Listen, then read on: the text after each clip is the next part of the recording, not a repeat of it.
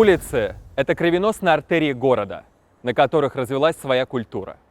Она появилась в России довольно давно, однако с возникновением интернета будто ушла на второй план.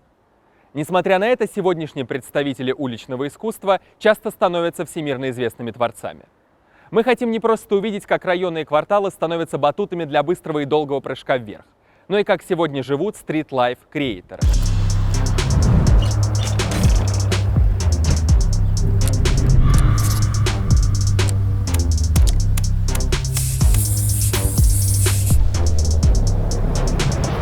Я артист из Москвы, меня зовут Александр Тито. Последние 4 года я создаю картины, керамику, паблик-арт, стрит-арт, создаю идеи для агентств и для брендов, а также являюсь другом благотворительных организаций крупных и веду публичную жизнь, наверное, так скажем.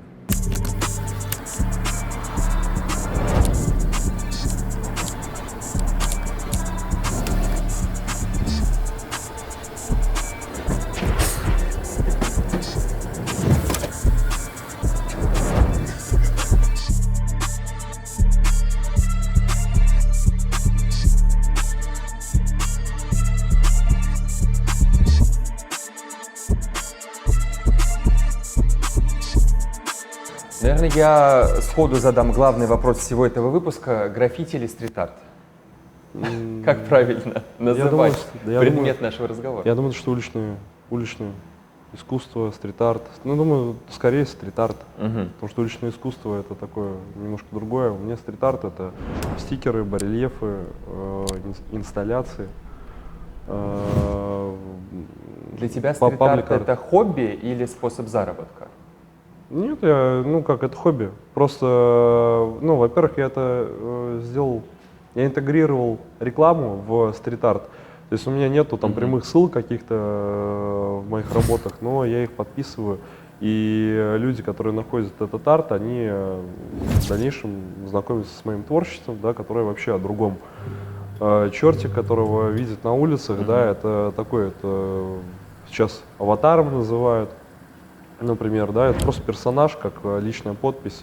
Он исключительно на улицах живет, и в небольших работах там в виде ваз под благовоние. То есть это такая вершина айсберга, которая дает возможность обывателю, который прогуливается по улицам, просто познакомиться, да, с моим остальным творчеством. Когда ты говоришь про те произведения, которые ты делаешь, которые из стрит-арта возвращают к твоему основному творчеству, понятно, что у каждого произведения там может быть большое количество смыслов, но ты прежде всего что хочешь сказать своим искусством? Я, как любой артист, художник, являюсь зеркалом, рефлексирую. Я смотрю на то, что популярно сейчас, что актуально.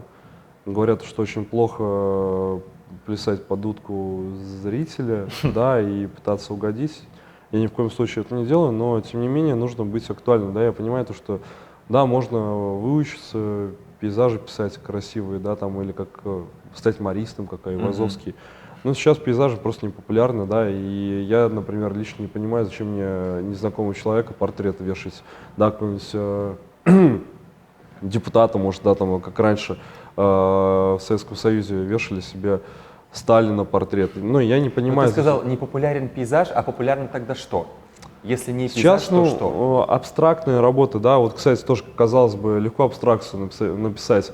Есть такая шутка, то, что вот сейчас человек с улицы скажет, что, я могу абстракцию легко написать и продать ее за 10 тысяч долларов. Ну и спрашивается тогда, почему же ты не можешь выплатить ипотеку, дружище? Разрушить форму гораздо сложнее, чем ее создать.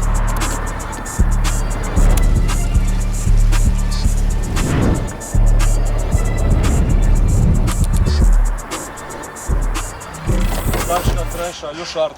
Вот, такого цвета желтого, может, вы видели, такие вот каракули. Да, чувак. да. Это из Питера, насколько мне известно, чувак. И коммунальщики думали, что это, кто-то, видимо, разлил краску, а на самом деле это чувак делал, абстракцию, либо портреты. И они где-то они на второй. Да, они на второй год, они врубили то, что это все-таки чувак рисует. И начали серой краской заклеивать. Когда ты создаешь произведение искусства на улице, ты потом когда-то к ним возвращаешься? Просто уже посмотреть, увидеть? Как преступник на место преступления, ну, естественно, слушайте, ну, у меня Хорошая квартира стоит, метафора, преступник. мы, естественно, мы сначала вешаем, потом убегаем, возвращаемся через 5 минут, посмотреть, так, типа, висит или не висит. Но я с ребятами молодыми коллабился, тоже мы 20-килограммовый барельеф вешали, и, естественно, повесили сначала и убежали с места преступления, чтобы там, ну, как бы... Я уже взрослый дядя, мне не очень актуально, ну, поехать в мусарню и рассказывать о том, что, извините, я там оступился, как бы, вот творчеством занимаюсь. Ну, естественно, хочется быстро все это прилепить, без последствий. Ну, естественно, мы возвращаемся, чтобы красиво все это отфотографировать. Если еще сказать, что, ну, блин, мы просто фотографируем, тут красивое. Ну, тут не все, но можно вот эта вот последняя, она сделана на чековой бумаге, при помощи огня. Бумага для чека, она реагирует на тепло. И я сидел с зажигалкой, выжигал черепа. Ага. Потом я залил все это чернилами, чтобы как-то облагородить и выжженные фрагменты скрыть. Сверху акриловый рисунок.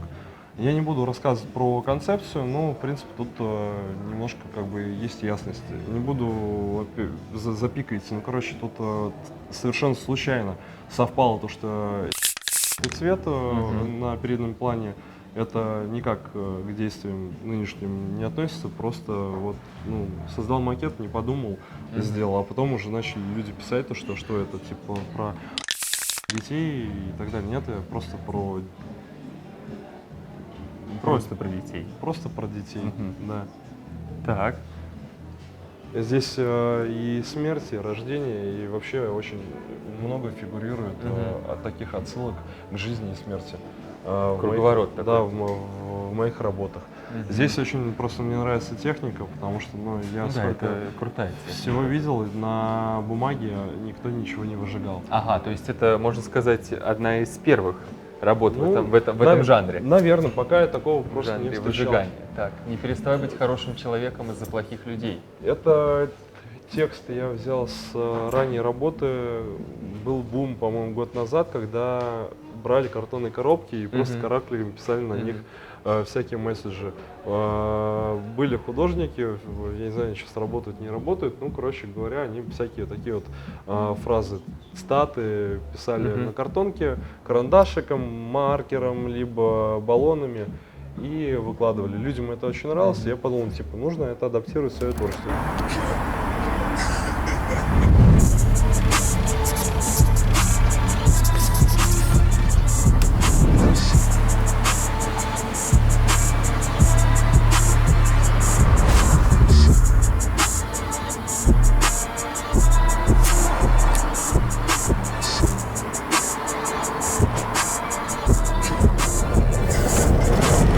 Грань между искусством и нанесением ущерба, между искусством и вандализмом.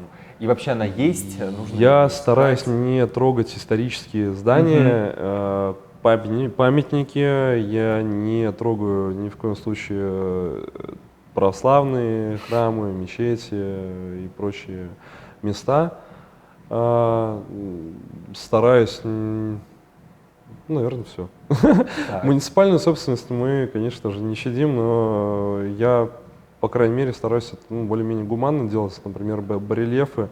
Но если их снимают, то они ломаются. Я это специально делаю, чтобы просто не воровали.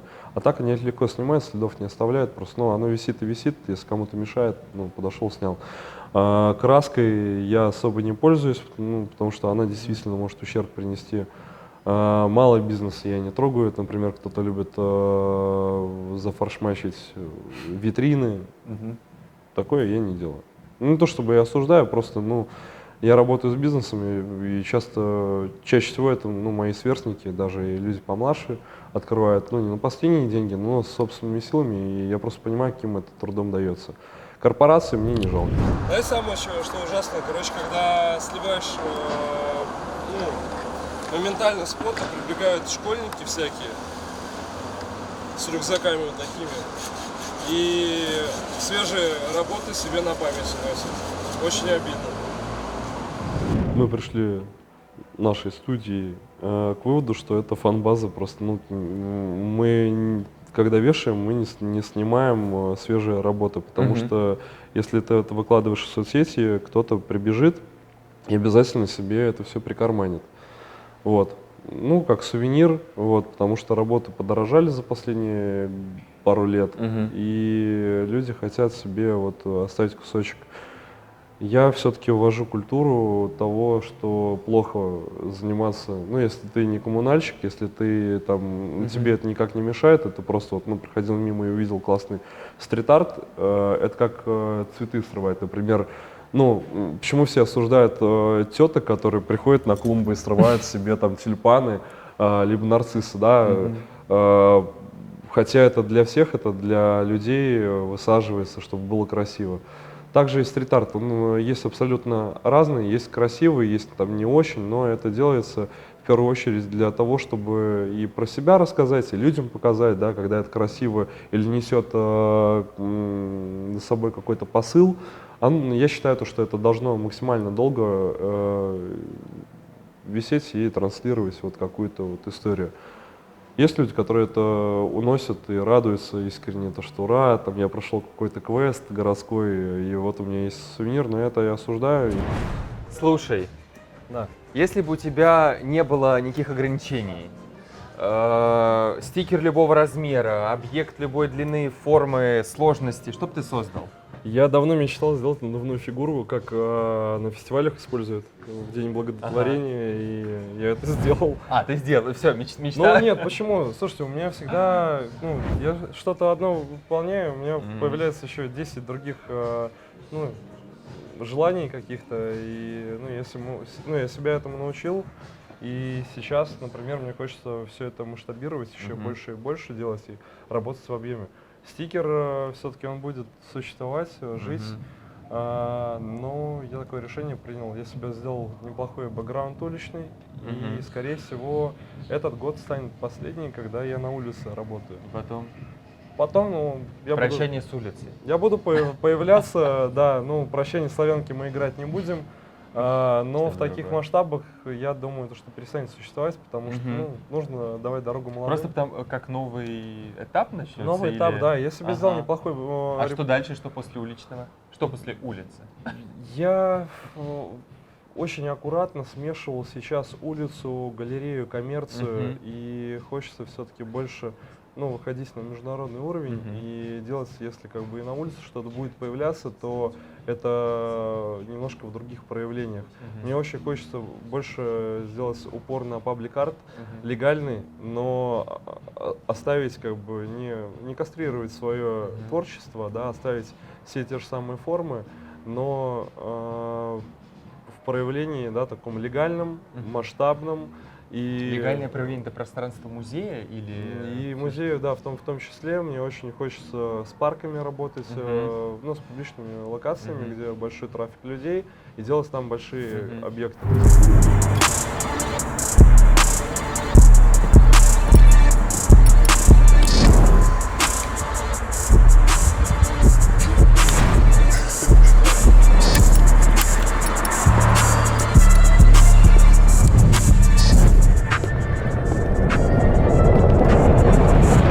Кстати, про влияние. Как думаешь, кто или что сегодня влияет на российское уличное искусство? Какие Да, оно силы, автономное всегда сюжеты? было. Ага. Сейчас, ну, бум произошел с стикерами. Это легко, это доступно. Сейчас дети до 14 лет просто там занимаются, мужики взрослые. Я пошел чуть дальше. Да, вот у меня приятель, который там сидит, он сказал, ну, мы поржали, есть там организация, которая там, ну, стикер-бомбингом занимается, да, и говорят, йоу, у нас это спорт, это круто. Товарищ мой назвал меня олимпийцем, потому что у меня другие масштабы, потому что, ну, маленький стикер прилепить, это круто, есть споты целые, это отдельная культура, но вот я пошел дальше, я начал делать огромные наклейки, которые, собственно, пришли еще из раннего творчества. Ну, кстати, 111 хата очень крупное объединение, пиздец просто. У них там чего только нет, там, мне кажется, человек 500 вообще в комьюнити там стоит. Какой еще раз? 111 хата. Вот. Ну, короче, здесь куча стикеров, которые можно посмотреть. Например, All City, вот этот был тоже известный чувак.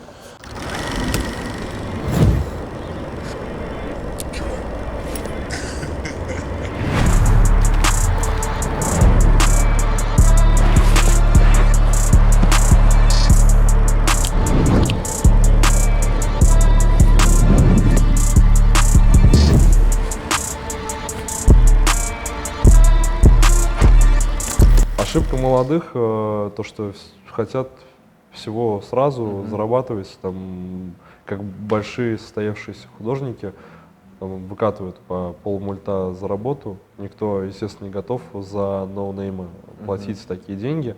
Соответственно, рекомендация качать репутацию, потому что стоимость художника — это его репутация. Репутация — это все. Вот, соответственно, молодым нужно работать над репутацией. Сам занимаюсь этим, не чураюсь. У меня по-прежнему есть принцип раскидывания камней, потом ты их собираешь. Никакого секрета нету. Работайте на репутацию, имейте источник дохода регулярный, чтобы достойно существовать в этом мире, а не жить на качелях, да, там. И не получать вдохновение от какого-то упадка, например, да, а потом на эти деньги кутить, потом у тебя опять упадок случается. Ну, наверное, на этом все. Это такие вот первые шаги успешного художника. Работайте на репутацию, И имейте источник дохода. имейте источник дохода, и все по любви, и все по любви. Все будет по любви. У меня любовь это сложилась не с первого раза, к сожалению. Вот. Еще немаловажный такой совет: не опускайте руки. Если дверь закрыта, вышибайте ее нахрен с петель, с ноги. Вот. Ну, потому что жизнь такая тоже не всегда справедливая штука. Арт-сообщество — это не пони с ромашками. Тут есть свои нюансы. Где-то тебе рады, где-то не очень. И не нужно сравнивать себя. Это тоже банальная совершенно вещь. Ни с кем себя не сравнивайте. Если где-то вам не открывают, ну, куча других дверей, окон, что-то можно вышибать, можно аккуратно постучать, подружиться. Но, опять же, мир разный, люди разные, короче, и не стопоритесь, если где-то вам не открыли.